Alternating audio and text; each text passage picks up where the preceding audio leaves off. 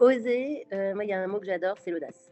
Ouais, des fois, il y a des gens qui me disent: «Mais là, tu as eu de la chance». Bah non, c'est de l'audace et voilà, ça, j'y crois vraiment, dans l'entrepreneuriat et encore plus dans l'entrepreneuriat engagé. Il faut y aller, quoi. Quand on y croit, on y va et ensuite, je préfère, parler de pouvoir d'agir plus que de pouvoir parce que, là, je me suis vraiment jamais sentie dans ces luttes de pouvoir et d'ego.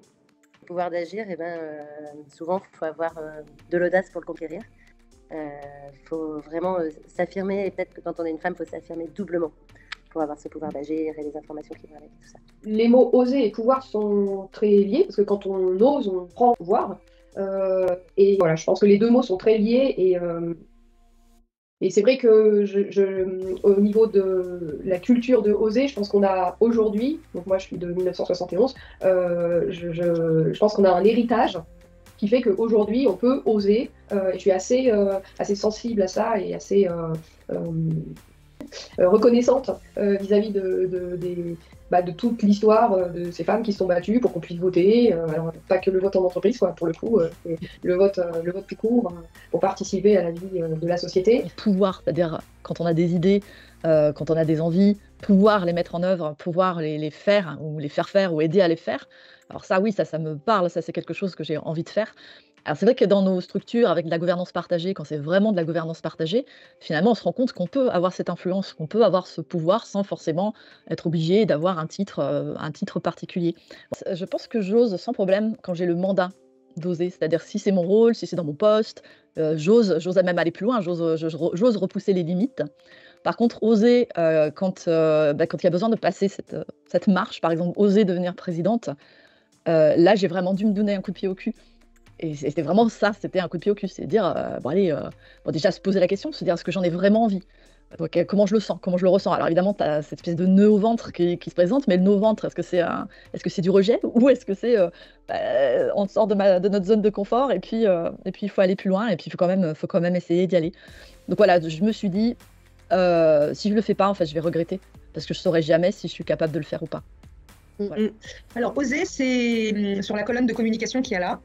Tout en haut, c'est le premier, oser entreprendre. C'est notre premier mot de communication dans la coopérative Clara. Pour moi, oser, c'est vraiment la priorité. Si je devais dire quelque chose à la jeune Myriam d'il y a 18 ans, je lui dirais ose. Alors le mot oser me rappelle mon hésitation à postuler chez Common, parce que j'ai pas de bagage technique, je suis pas technophile, même plutôt au contraire. J'ai quand même postulé parce que les valeurs et le projet me plaisaient, et c'est là que ça a matché au niveau des valeurs, de l'énergie et de la motivation. Et le nom pouvoir, le mot pouvoir, le verbe pouvoir, ça m'évoque qu'avec de la motivation et des personnes bienveillantes, on peut arriver à beaucoup de choses. Et sinon, le nom commun, le pouvoir, ça résonne positivement pour moi dans le monde des SKIC et des SCOP, et plus largement de l'économie sociale et solidaire. Il y a de la philosophie démocratique.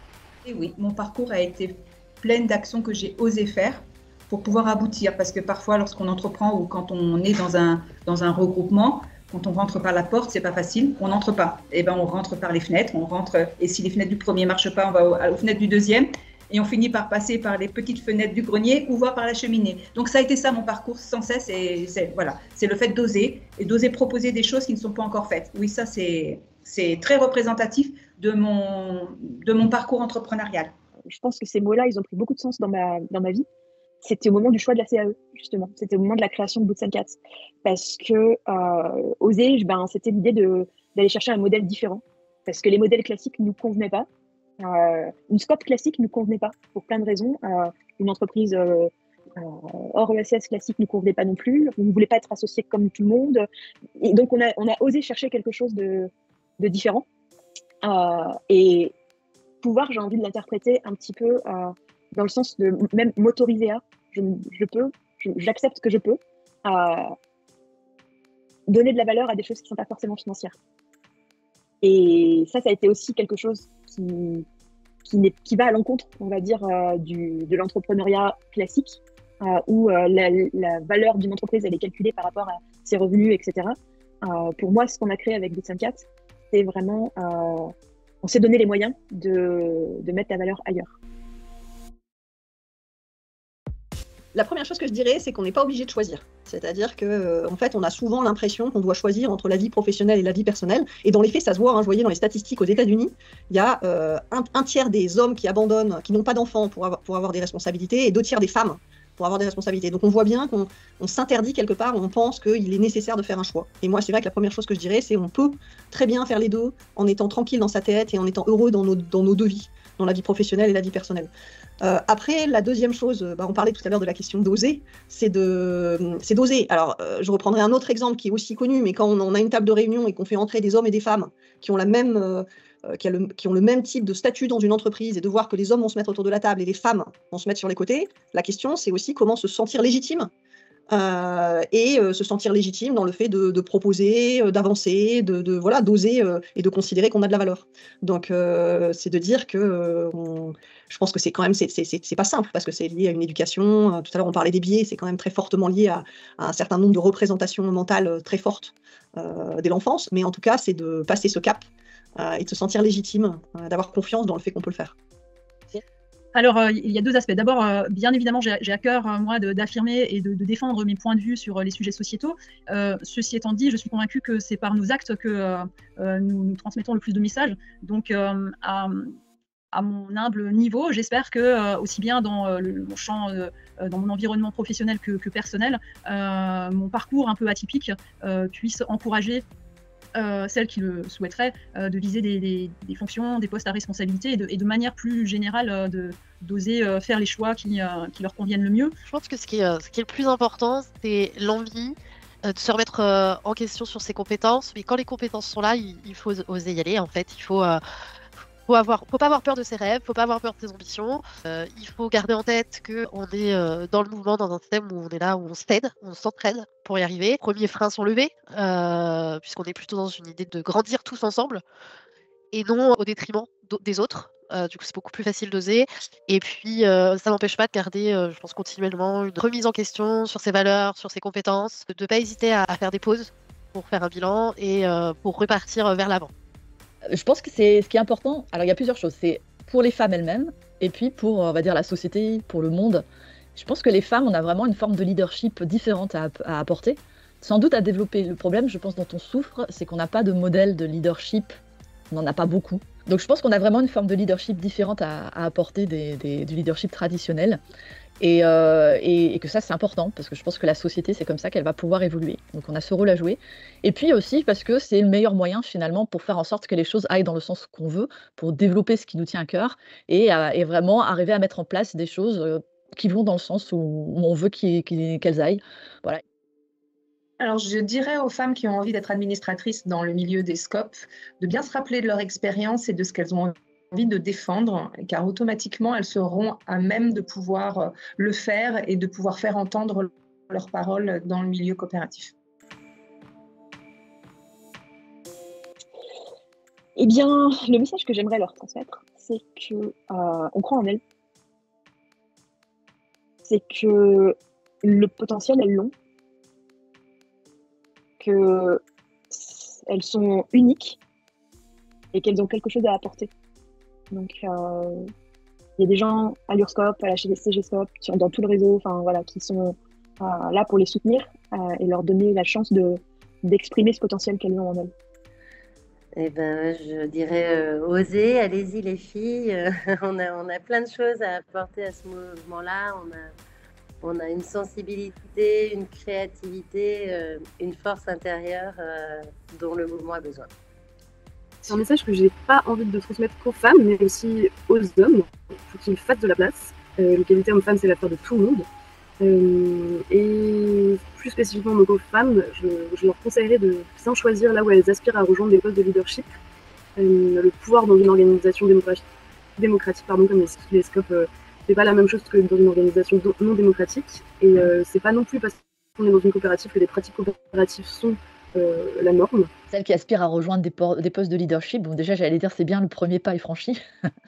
Donc, je leur dirais, allez-y, allez-y, puisque de toute façon, déjà, vous en avez envie, donc vous en avez les capacités. Et en plus, vous avez vraiment quelque chose à amener en tant que femme là-dedans. Les femmes qui aspirent déjà à rejoindre des postes de leadership, allez-y, prenez les choses dans le bon sens. n'essayez pas de copier les hommes et puis faites votre propre façon de l'idée de mener votre entreprise. Pour les femmes d'autres niveaux, j'allais dire, qui n'ont pas encore aspiré à rejoindre des postes de leadership, c'est de leur dire, mais en fait, le pouvoir, c'est pas le pouvoir pour le pouvoir qui est intéressant. Ce qui est intéressant, c'est justement de pouvoir faire les choses autrement, de pouvoir gérer autrement, de pouvoir montrer qu'on peut travailler autrement. Et ça, je pense que la place des femmes, elle est ultra importante. Donc c'est pas seulement nous, nous, on n'a pas forcément besoin de ce pouvoir, mais je pense que la société a besoin que ce pouvoir, on le prenne. C'est le regard qu'elles ont sur elles. C'est avant toute chose, le démarrage, il est là. C'est pas parce que le regard qu'on a sur soi, quelle que soit la fonction que l'on a dans nos coopératives, hein, on est capable d'aborder l'administratif, enfin un conseil d'administration ou une participation plus approfondie dans le mouvement coopératif. Ça n'a rien à voir avec le diplôme, ça n'a rien à voir avec l'âge ou le physique ou le sexe même. Ça a rapport à ce que l'on veut être. Donc, si on sait qu'on est ou qu'on peut faire ou qu'on doit faire aussi, parce que parfois il y a cette notion d'appartenance ou de sensibilité à dire je sais que je dois faire ça, mais on se limite parfois à ça, je suis pas capable, moi elle est pas capable, à la réunion on dit moi elle est pas capable. Donc en fin de compte c'est cette notion de dire on est toutes capables, c'est cette image de soi, cette vision que l'on a de soi, c'est que tant que vous n'avez pas déjà découvert qui on est, une fois qu'on a découvert qui on sait ce que l'on veut et ce que l'on ne veut pas. Et quand on sait ce que l'on ne veut pas avant toute chose, eh ben on découvre ce que l'on veut. Mais c'est un parcours, c'est pas inné, hein, c'est pas inné. Donc un conseil, c'est soyez patiente avec vous-même. Il y a aussi notre responsabilité de ne pas se mettre de barrières inconscientes et d'oser pousser les murs encore davantage, de dépasser certaines appréhensions que l'on pourrait avoir, certains questionnements sur notre légitimité, parce que c'est quelque chose de très féminin, cette réflexion constante sur notre légitimité à assumer certains postes. Donc j'ai envie de dire d'oser, d'y aller et de surtout pas s'arrêter à la fois les représentations qu'elles-mêmes pourraient avoir ou les représentations qui leur seraient renvoyées par d'autres collaborateurs. D'oser que on ne sait pas tout quand on arrive, que c'est normal, mais que l'avantage c'est qu'on est un mouvement qui aide à grandir, qui aide à comprendre que on n'est pas seul et du coup mais que même si on ne sait pas tout quand on arrive, en fait c'est pas grave, on va apprendre et qu'il faut oser apprendre, on apprend vite, on est bien entouré. Moi, c'est vrai que je reviendrai sur cette question d'oser, parce que je pense qu'on n'ose en général pas assez. Et moi, je dirais oser à la fois vous lancer ou faire des projets de vie qui vous correspondent, parce qu'on peut le faire sans le faire forcément comme on attend de nous. Alors, je vais le redire autrement. En fait, on a une représentation de ce qu'est, par exemple, être dirigeant ou être élu du mouvement coopératif, et on peut le faire à notre manière. On peut le faire, et donc moi, je dirais oser parce que c'est à la fois une belle manière de développer ses propres compétences, de s'épanouir, mais aussi c'est une manière de contribuer à développer des idées coopératives, des idées qui, en tout cas, moi, me tiennent à cœur, et je sais qu'il y a beaucoup d'autres coopérateurs et coopératrices qui aimeraient s'investir pour développer le mouvement, et que c'est vraiment une belle manière de le faire, de s'investir dans sa coopérative, mais aussi dans le mouvement coopératif. Venez, il y a de la place.